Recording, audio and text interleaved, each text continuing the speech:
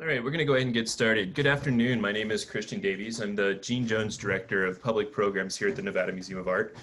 And I'd like to welcome you to Art Bite with artist Hung Liu, which is presented by Nevada Museum of Art. Art Bite lecture series is supported by the Nevada Humanities with additional sponsorship and free admission for students supported by the Core Humanities program at the University of Nevada, Reno. Couple of pieces of housekeeping before we get started is feel free to use the chat feature. I see a couple of you guys are already doing that. Also use the Q&A feature to queue up any questions that you have during Hung's talk. We'd like to be able to get to those questions after the presentation, and we'll be looking to the Q&A window for that. You'll find both of those options down at the bottom of your screen. I'd like to start today by welcoming Joanne Northrup, Curatorial Director and Curator of Contemporary Art, who organized the World Stage, contemporary art from the collections of Jordan D. Schnitzer and his Family Foundation, who's gonna start us off by introducing our speaker today, artist Hung Liu. Joanne? Thank you so much, Christian. I appreciate it. Before I introduce Hung Liu, I'd just like to give a big thank you to Jordan Schnitzer for graciously lending all the works in the World Stage to this exhibition. He's been such a supporter of the museum, and we appreciate him so much. Hung Liu was born in Changchun, China, and grew up in Beijing during the time of Mao Zedong.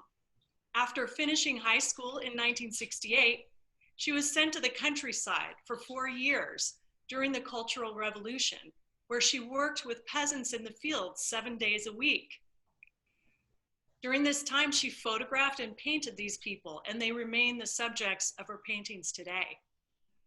Quote, "Because I'm looking for the mythic pose beneath the human figure, I derive my subjects from historical photographs taken in China and of Chinese people," says Hung Liu. This interweaving of images from the ancient and modern past continues my interest in a contemporary form of history painting in which the subjects from one era witness and comment upon those of another, keeping the idea of history open and fluid, end quote. She attended the Central Academy of Art in Beijing and waited 7 years for the Chinese government to approve her passport to pursue her master's degree in painting at UC San Diego. Liu arrived at UCSD in fall of 1984, and you'll love this fact. In fall 1985, she had her first solo show in America at the University of Nevada, Reno's Shepherd Gallery, which was the last show in the old building before it was remodeled. I thought that was a wonderful fact. Thank you, Bill Fox, for that. Since her arrival in the US, Liu's works have been collected and exhibited by the nation's top museums. She has created large-scale paintings for the Central Academy of Fine Art in Beijing, as well as the Oakland International Airport and the San Francisco International Airport.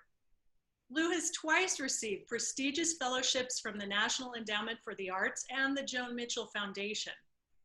Liu's works have been exhibited extensively and collected by the Oakland Museum of California, San Francisco Museum of Modern Art, the Whitney Museum, the National Gallery of Art, the Metropolitan Museum of Art, the Asian Art Museum of San Francisco, and the Los Angeles County Museum of Art, among others. She is Professor Emerita at Mills College, where she's taught since 1990. On a more personal note, Hung Liu is a celebrity in Reno, and each time she works with the Nevada Museum of Art, people are inspired and impressed in equal measure. Last year, she played a leading role in the Nevada Museum of Art's ceremony and panel discussion commemorating the 150th anniversary of the completion of the Transcontinental Railroad, and her multi-panel painting of fortune cookies was on display in a related exhibition commemorating the Chinese railroad workers. In 2015, her memorable installation, Old Gold Mountain, featuring thousands of fortune cookies piled atop train tracks, was included in the museum's landmark exhibition, Tahoe, A Visual History. So please join me in welcoming our honored guest today, Hung Liu. Thank you, Christine. Thank you, Joanne. It's good to think back. You're right. Since 1985, just a year after I arrived in the US, I did my first show, museum show, in Nevada, and in Reno, actually. And ever since, I have this is like one of my hometowns, so good to see you. And this show, originally, we were planning to go to the opening, to the panel, but because the coronavirus, now we're doing this, I'm glad we still can do it. I look at the artists in the show. There's some really big names, it's amazing work. And I would like to share, I have 3 pieces as a series in the show. I want to share some of maybe the stories behind each piece. And that's, the reason I did that, but I should share my life stories, as an artist. Like Joanne said, it's part of me. I feel like I'm a witness of my time, of a history. Can we have the slides? Hi, everybody. To all my friends from the beginning. We go to the beginning of the slides.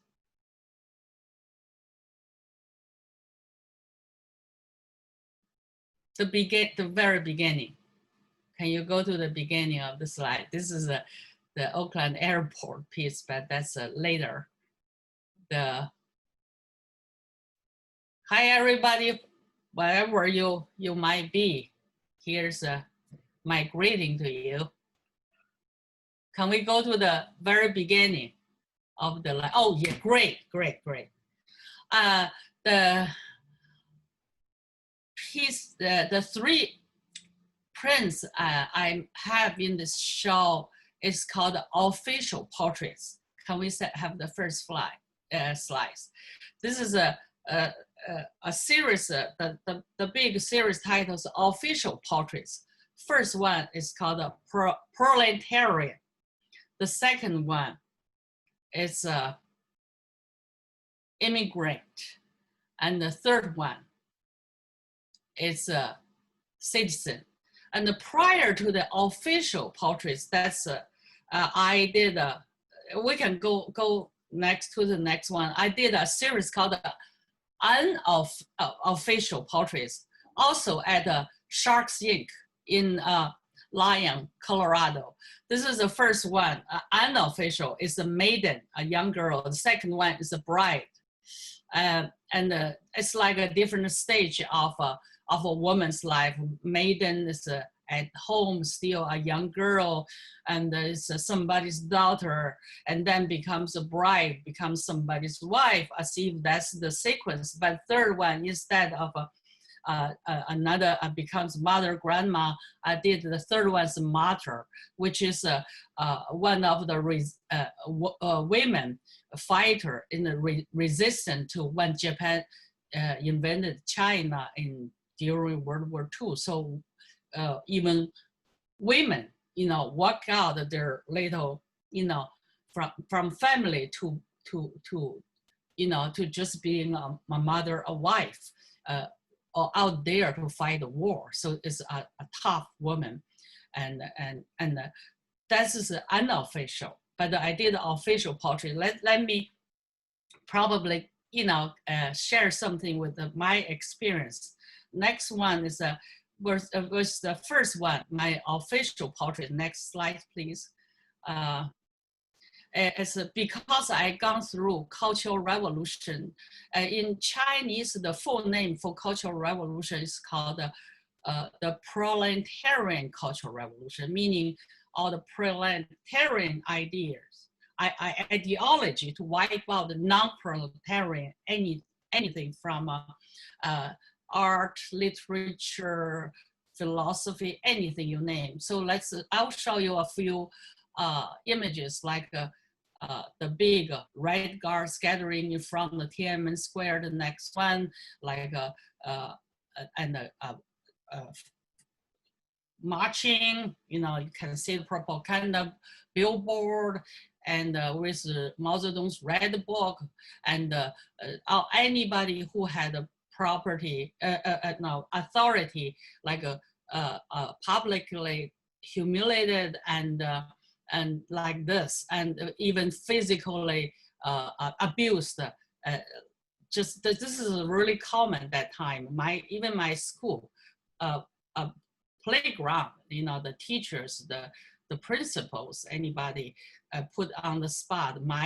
Actually in Beijing, I went to a girls' boarding school, very prestigious one, and the girls, red guard, all young women, physically abused our principal and tortured her and until she died. So that's how terrible it was, And then the next one is that the red guards on the left side, you can see destroyed anything old, like a feudal society, the statues of goddess, god, and anything.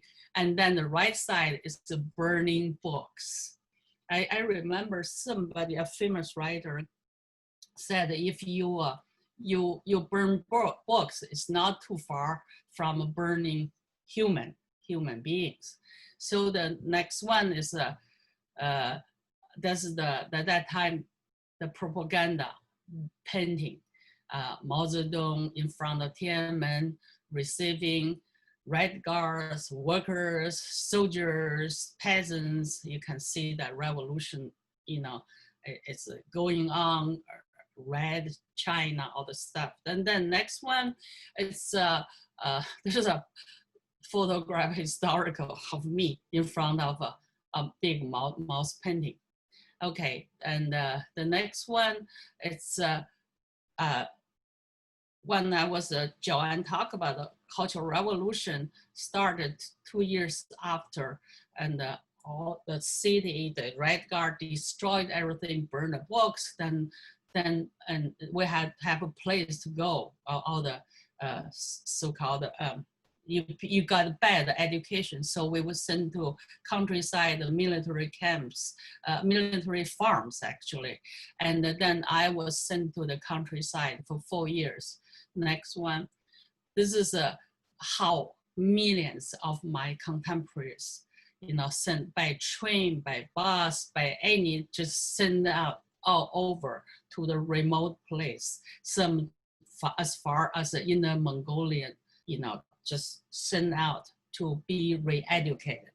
The next one is of me in the countryside, the broken bridge, and I was wearing clothes my grandma made with she used her old pants. The legs become my arms there, but that's the countryside. For 4 years, no weekend, no wage, just work there. And the next one, please. In the countryside, we can go faster. Just I did some sketch during break time like this. It's very hard to find paper even. Just how hard work, and you can get a chance to take a break. You just take a nap right on the ground. Yeah, okay. And also, I just so happened I had an older friend who in college, they sent to the military labor camp, so could not bring they a professional like a film academy. They had, one of them had a camera, family camera. It's old 120, those are German camera, box camera. They could not take to the military camp, so asked me to take care, just keep sick. I had the camera for a while, then I realized camera can take a photograph. Maybe I should take a photograph, which is really, I never get trained. Nobody had a camera then in China. So went to film, the photo store to get a film is a big deal, how to load the film. So that's a conventional camera. It's really interesting that because most of the photographs in newspaper, only the journalists had that, it's all posted with red guards, with red book, but I had a chance because I was one of the peasants. I could take a photograph like this. This is the courtyard of a peasant's family. You can see in distance the chickens there, and the baby without, just naked baby, and with, I think this family, somebody works for the commune. There's a loudspeaker, play revolutionary songs. There's like a record player or something. So it's just more than just a regular family, a peasant family. Next one, and you can go faster. You can see that time I did also, that's harvest season, women working. And so that's I cannot remember who took the picture of me, because I was working there, so really bad picture. But you can see the kind of hardship, but also first time in my life from a city to the countryside. And just that you didn't know how long you would be there, but nothing else you could do, just get up, when the sun rises and go back when the sun down, day in, day out. And I did some, you can keep going. There's some countryside sketches like this. This is actually some later even. Okay, keep going. And so that's what the first prints of this series called the Proletarian Wuchanzhe. It's a self-portrait. Looks like a really tough and kind of a plain, a worker, a peasant here. It's a self-portrait, but I always think, my self-portrait never really about myself, probably bigger than myself. The background, you can see I use a traditional Chinese motif from Chinese paintings like this one, lotus flowers, different things. And this is also, because it's an official portrait, so each one I put an official sticker there with my photograph. This one probably from when I was in graduate school, is a student ID, but I put right there for, for make it official with a sticker. The next one, the second one is about immigrant. I came to US in 1984, and it's very interesting. Next one, waiting for this Chinese passport. I waited for years just to get this piece of paper. Otherwise, you could not leave. None of Chinese had a passport then. So finally, the chief of police signed that I was allowed to leave China. So the school waited for me, UC San Diego, for 4 years. And the next one, the interesting thing of this passport is in 1990, when I visited Biennale in Venice, and when Robert Rauschenberg had a show in the Soviet Union then pavilion. And the next one is that I met him there. I said, I'm Chinese artist with, in order to get this, to see this Biennale, I had to ask for a visa from, because we also went through like France and the different countries, and get all the visas as a Chinese passport holder. And he flicked through my passport.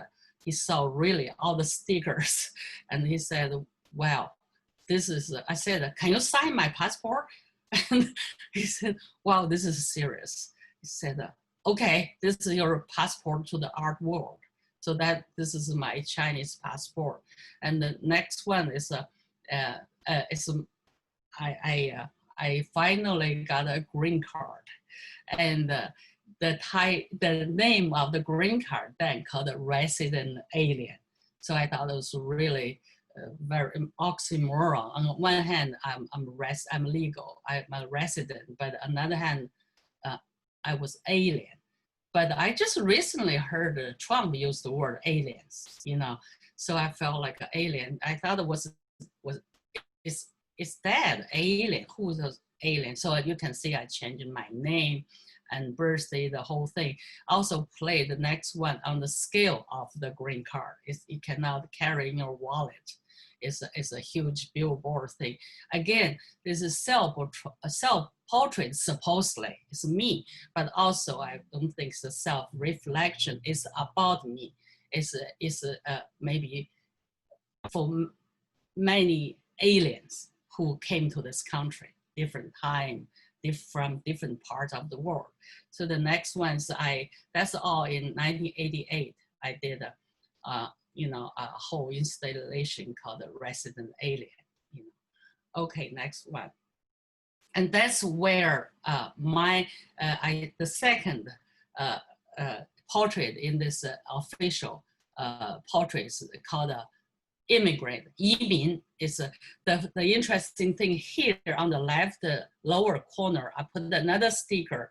That sticker says deep water, you know, permit, meaning when we in China, when swim, you have to pass a test in order to get in deeper water, the pool. So I feel like it's new immigrant, you jump in the water, shallow or deep, you try to swim, you know, to get your head above the water. So I use deep water. You know, I passed in China deep water, you know, permission to get there. Okay, the third one is for Oakland Airport. I did a so-called public art pieces. It's I gave you a few images of that. It's total 160 foot long, 2 layers. One layer is one of the years, 4th of July satellite map, because it's in 4 sections. The first one, when you go from this corridor to your gates, it's from a Bay Area, then open to bigger to west, Pacific West Coast all the way to the world. And when you land, you get slowly to the smaller, you know, from a big world to Bay Area. The second layer is I did cranes. You know, in China, cranes are auspicious, you know, birds and the heavenly birds. Since this is done after 2001, 9/11, which is almost 19 years ago, how horrible people felt flying, and also the world became a different place, you know. So I did this piece in Germany at the direct glass studio. So I got a chance to visit there several times to test, finally shipped all the pieces installed. I gave me a view of the world is no matter how big, it's still, you know, we all connected. Even when I was making this piece at the glass studio, live with the family, and we talk about World War II, the Germans, the people, how they suffered, like they use parachutes to make clothes, wedding dress, all different things. It's just, I felt like, you know, we can keep going with just a few more probably image of this. This is the third official portrait called 公民, citizen. Citizen to me is not just American citizen.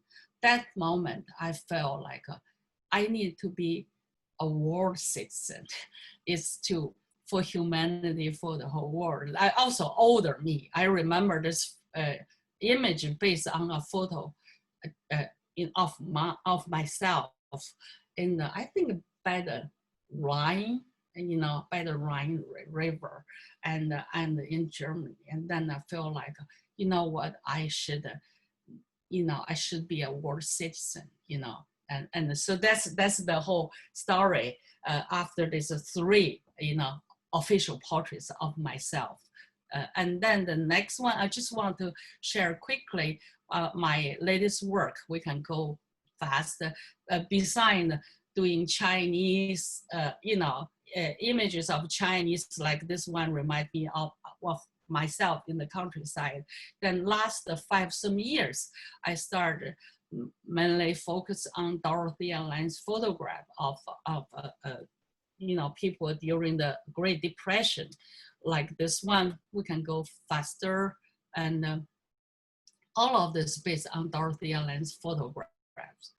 And the next one, and how young children start to work, and the you know, uncertainty, but also unthinkable tenderness, children. This one is called a homeless boy, but with taking care of other lives. You know, it's just we can keep going. It's just the images of children. It's in the hardest time, but hopeful, and the suffering, struggling, but hopeful, and the tide, you know, between family, yeah.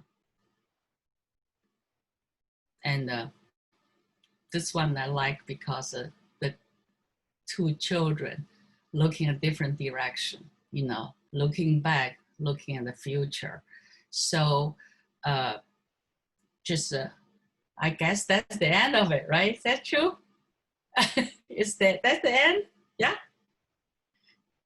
So thank you for listening to me, my from unofficial portrait to official portraits. I want to see the show, if possible, the real show one day, if possible. But anyway, I'm done. Hung, thank you so much. It's we would love to have you here, and look forward to being able to have you come sometime in the next few months. The world stage, this exhibition that Joanne's put together from the collection of the Jordan D. Schnitzer Collection and Family Foundation, is up through February 7th. So if you're in Northern Nevada or Reno, definitely come down and see it, where you can see Hung's pieces in person, as well as everything else that's there. I want to remind everybody to use the Q&A section to ask questions, and we'll see about getting those. We do have a question that's coming in from Claire. She's asking, how is today's political climate inspiring your practice currently? That's a big question. Yeah, that's a big question, but I feel like you know, there's no way you can immune from this, like hey, I'm just an artist. And first, as I maybe the 3rd one of my you know, an official portrait, I'm a citizen. First, I have to be a citizen, you know, and to live in my time. So I think it's not just rationally, next step, I'm doing something. I think it's artists, you live in this time. And then also, I think live long enough when, you know, after 2016, the election, I feel like who are Americans? I'm American. I'm American, you know? So I feel like it's we're all from somewhere else, if not this generation, you know, you can track down. So I feel like I'm American, I'll do something probably about American history, you know. And when I knew Dorothy Allen's photos a long time ago, especially some famous one like my grandmother. But by looking, I'm very lucky that the Oakland Museum has her archive there. So I visit on a regular basis. I realize how much, you know, we shared the struggle, the suffering, the, you know, the strength, the spirit with the Chinese peasants. I was there with them, and I could almost smell, you know, the poor people, the baby, you know, I felt like almost on Dorothy Allen's shoulder. I could almost firsthand to experience the hardship. So that way I felt like when you think back, you look at this period of work, maybe part of it is the, you know, the how to say, response to the situation, but not pure political. I just felt like somehow almost naturally, artistically, I feel like I want to broaden my, you know, my subject, not only Chinese, is the epic history of a human race. Yeah, I personally really was struck by the I think it was the last painting in the slideshow with the looking forwards and looking backwards, and the sort of connection in how you spoke about, you know, this idea that you were referenced as an alien, where people are coming from everywhere, and how that resonates to now. And one of the things that really struck me was how, you know, photography can show us things that have happened, but it really is the lens of a painter such as yourself who can bring some humanity into that and draw those connections, and paint those subjects in the same way. We've got a couple of questions here that I'm going to kind of bundle together. And one of the questions is about how your artwork was received in China while you were still there, and how has it been received since? And kind of on that note, I was wondering if you could speak to your show that was scheduled for 2029 at the Ulands in Beijing, and that was canceled by Chinese officials. 2019, not 29. 2019, not 2029. We're not there yet. Plan for 2029. That's to make a very. I had shot in China, you know, after being in US for a number of years with galleries and even art space. But last year, that's December, I supposed to schedule to show at the UCCA, Wulen Center for Contemporary Art in Beijing. It's a big place. Prior to me, they showed Picasso, the biggest show ever, Picasso from France. And then I think it's Matthew Barney was showing there, and then supposed to be me, and somehow I you know, was censored. First censored, like 9 paintings not allowed to show. And one of those, like, for example, I just gave a quick, you know, example. There's called 12 hairpins. Hairpins in old days in China means beauty, because women have long hair with hairpin. So 12 girls, everyone with a gas mask. You know, it's World War II, you know, drill, like a schoolgirls drill, you know, for chemical war, I guess. And I did a painting called 12 hairpins with mask. My intention is to see how war changed everything, even beautiful young girls. You only can tell by a couple of them showed a school uniform, like a skirt. Otherwise, everybody looks like monster with those kind of old gas masks.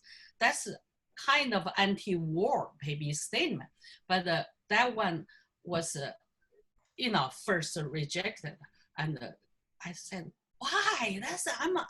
I think everybody against the war, you know. And then somebody, a Chinese friend, said, Hong Kong.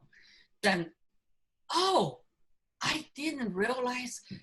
Okay, yeah, because, you know, this kind of thing sometimes how. I think politically, how people read your work, each one have their interpretation, then feel threatened bad work. Then I feel on one hand, it was a big disappointment because quite a few of my friends, we all bought tickets, hotel ready to go there for celebration. It's a great return, you know. But on the other hand, I feel it's a badge of honor. My work that powerful, you know, threatened the, you know, somebody. And I feel like that's how the latest well, I show in China, I don't know.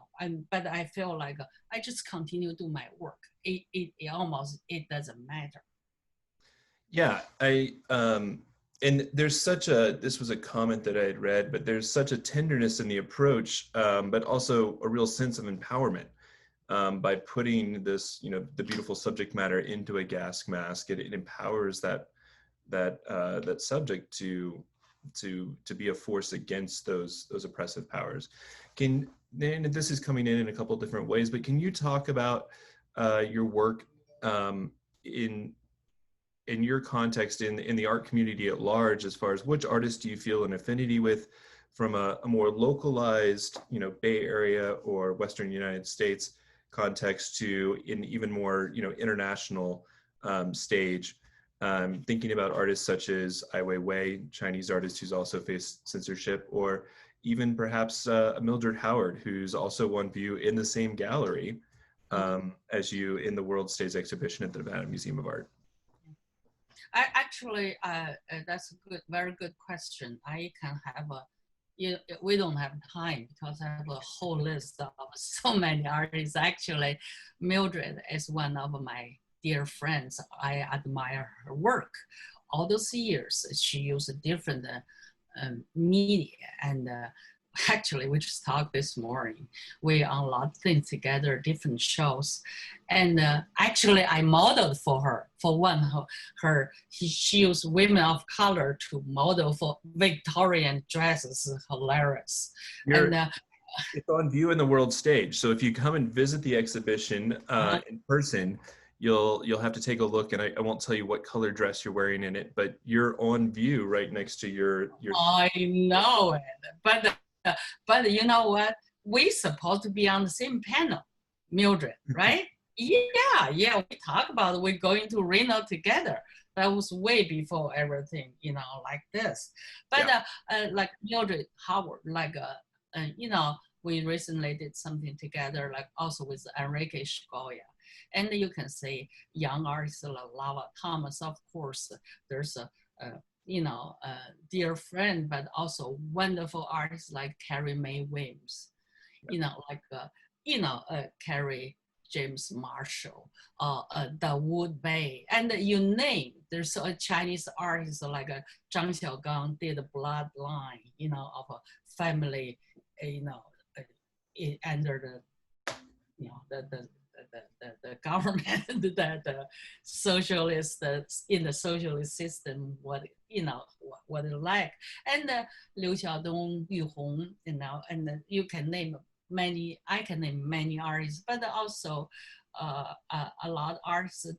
The reason I admire their work because they, we have something I feel we share in common, that we acknowledge the hardship, but also we, you know, want to honor the strengths and the spirit people have, but also, you know, the dignity, you know, no matter what kind of condition we are, you know, the worst that we you know, in you know, starvation and homeless, but need to return human dignity to them. They should not be forgotten. They should have voice. They should have their faces, especially my work has a lot to do with the human faces. So that part, I really can list so many artists, like you can say Marlene Dumas, and you just internationally, just I feel I learned so much, continue to learn.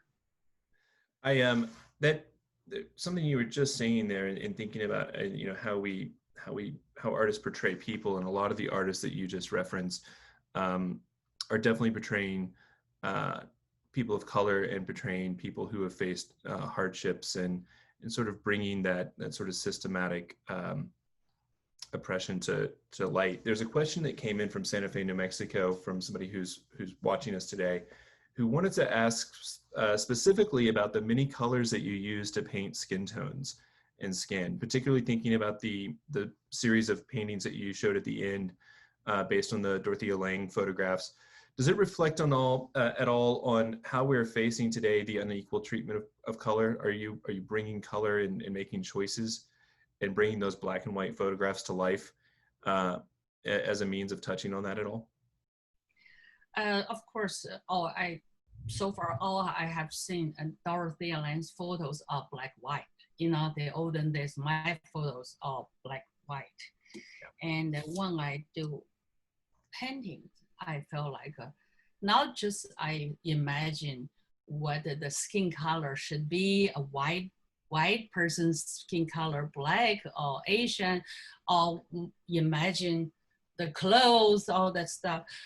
But I think to me, most importantly, I remember is Leonard Cohen has a line says, there's a cracks in everything. That's how light can come in, something like that.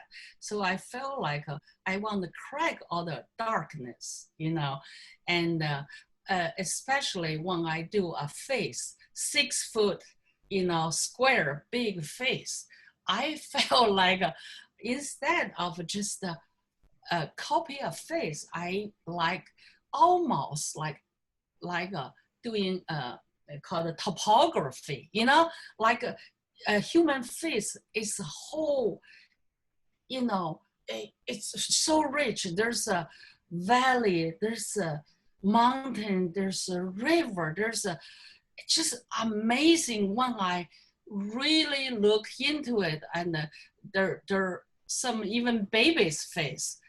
I cannot believe I made into a big map. So I think that way, I think the painting is not just simply copy a face. See if I felt like there's so many untold stories, even with a poor baby's dirty face and the dirty spots, whatever. I saw so many of them in countryside in China, and I felt those all stories, those all part of the map. So that's how I did it. Yeah, I think, and that's one of the fantastic things about your work is that it really does take us on a journey through a single image of a face, or the single image of a worker in the field. And it's so lovely to hear it referenced as a map or topography, and thinking about the journeys that you take through a landscape. You invite us to do the same with your subject matter. So one more question that's come up, and I think this is a really interesting question, thinking about the world stage exhibition as a whole. There's a lot of tremendous work by tremendous artists, and a lot of it is printmaking. And I believe that your pieces that are in the exhibition are also prints. And I was wondering if you could just talk to your specific relation to printmaking.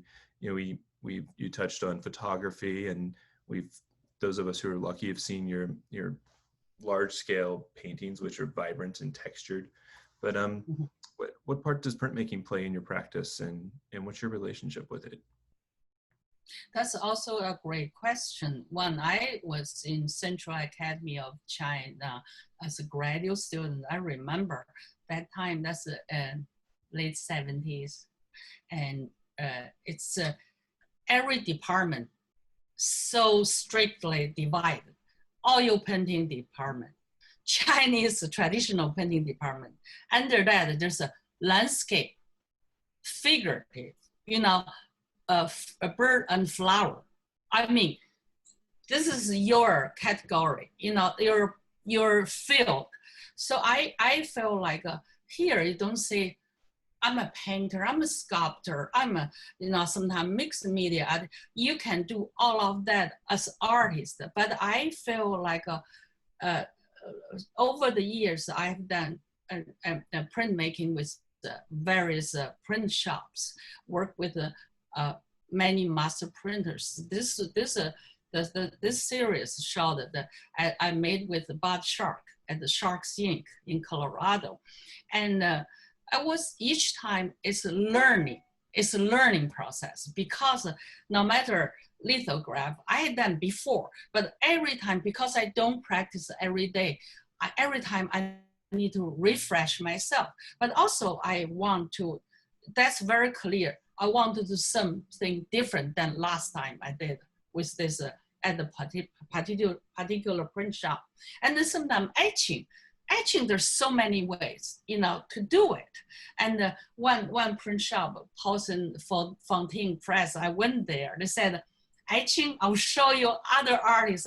I was shocked, like just within etching, like Carrie James Marshall did so different than, other artists. Then I said, oh, it's a kind of new language. You learn to speak, but also you speak your own way. And also I believe printmaking is a teamwork, because they are expert. I admire every single master printer I've been working with. They are so great. They taught me so many things.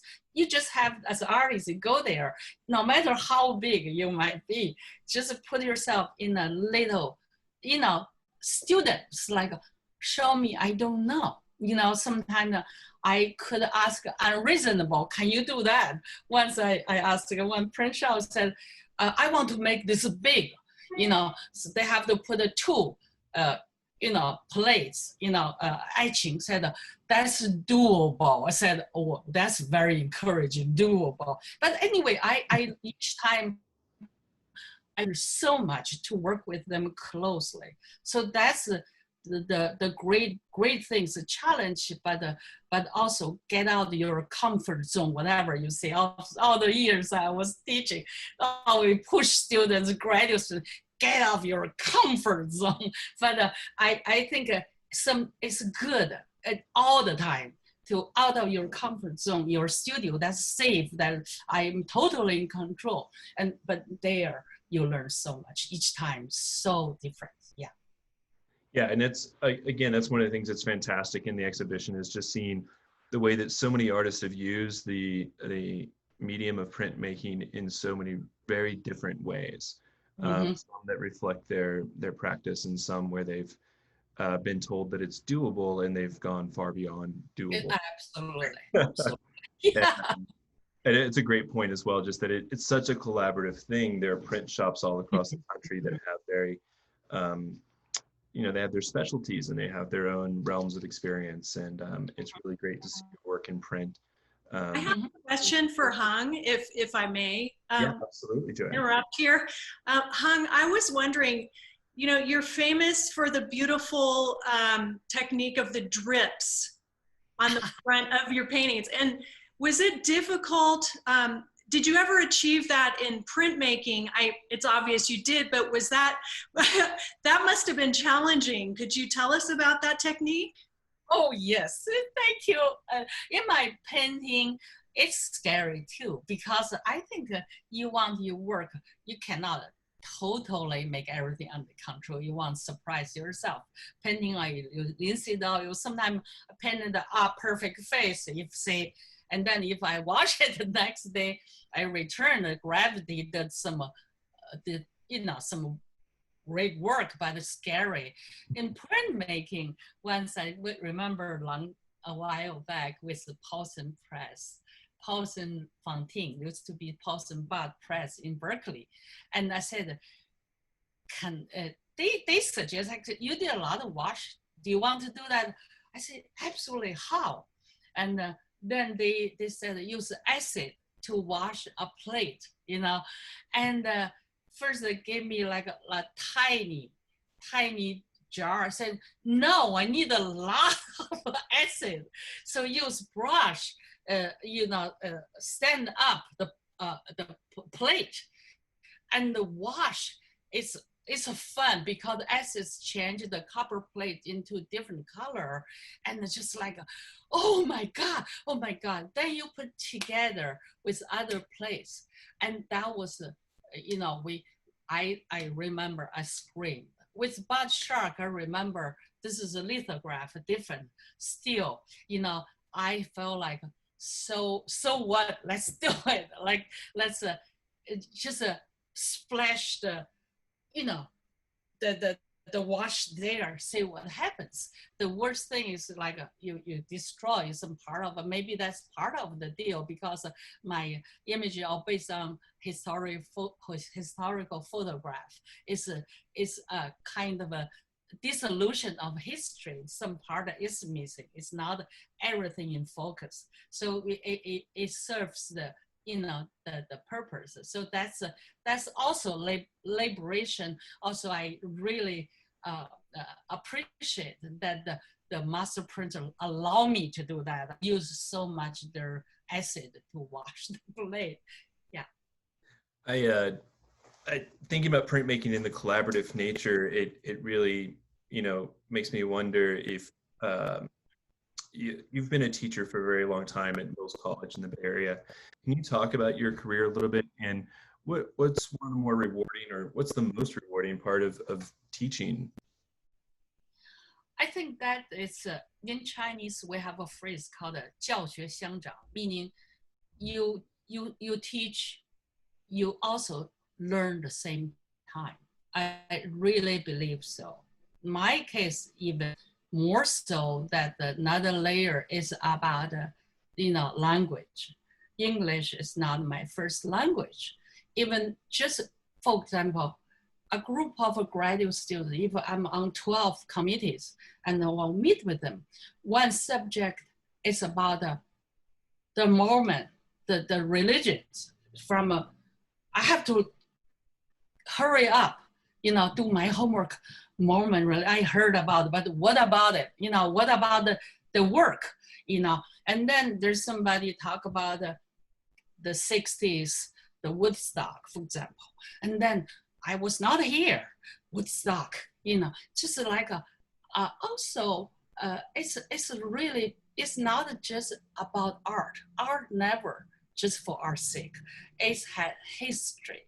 It's sometimes as a poetry, sometimes personal, you know, kind of a story, sometimes much bigger political advice, you know. So I give students some undergrad, some assignment, which I sometimes what they did blew my mind in good way, because for example, once I said do some ancestor, you know, project.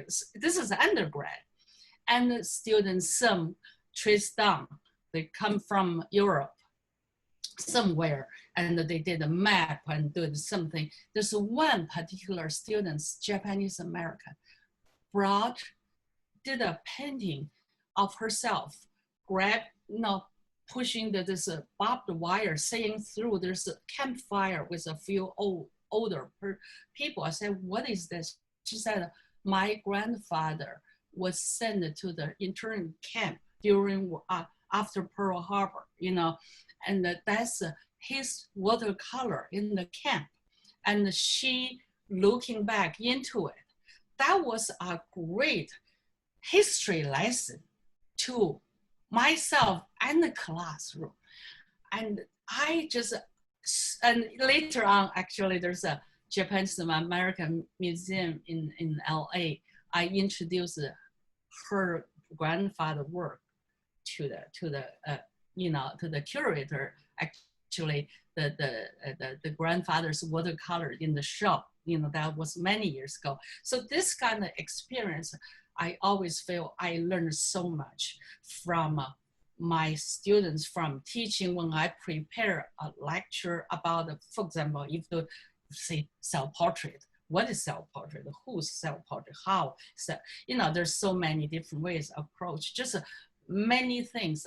Over the years, I learned so much. I have to, you know, when I retired, I have to put all my teaching archives in the storage, rented the storage. I have so many, you know, file folders, artifacts, different things. So that's the best thing you could do, is you have a relationship with your students. Some of them, you know, really grow, really, you push them, you know, like I said, out of their comfort zone, but work with them, you really care about them. So that's a great reward, very rewarding.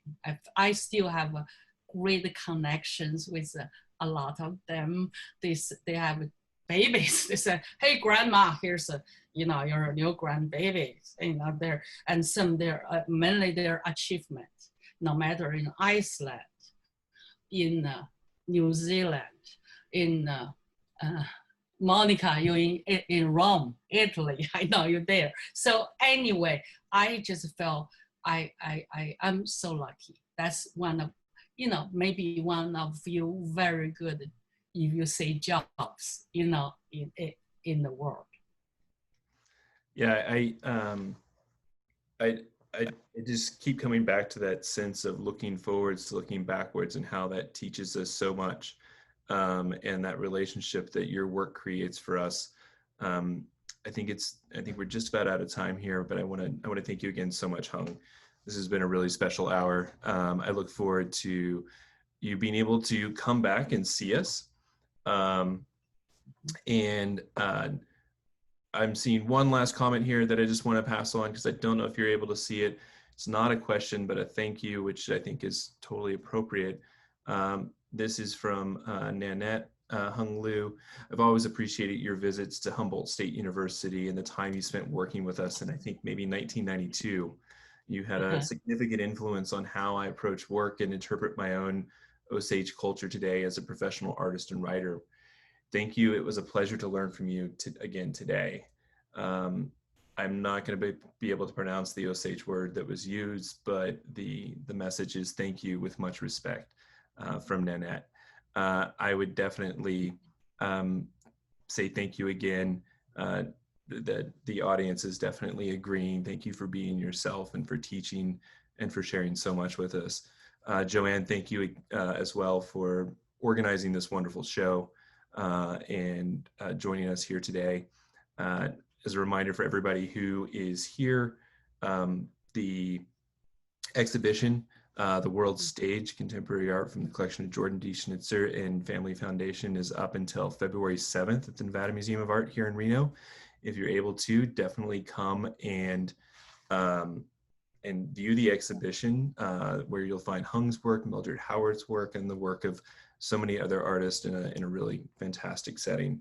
Thanks, everybody, and we'll see you next month for another Art Bite. Have a great afternoon. Thank you, Christian and Joanne. Thank you, everybody. I cannot see everybody, but you see me.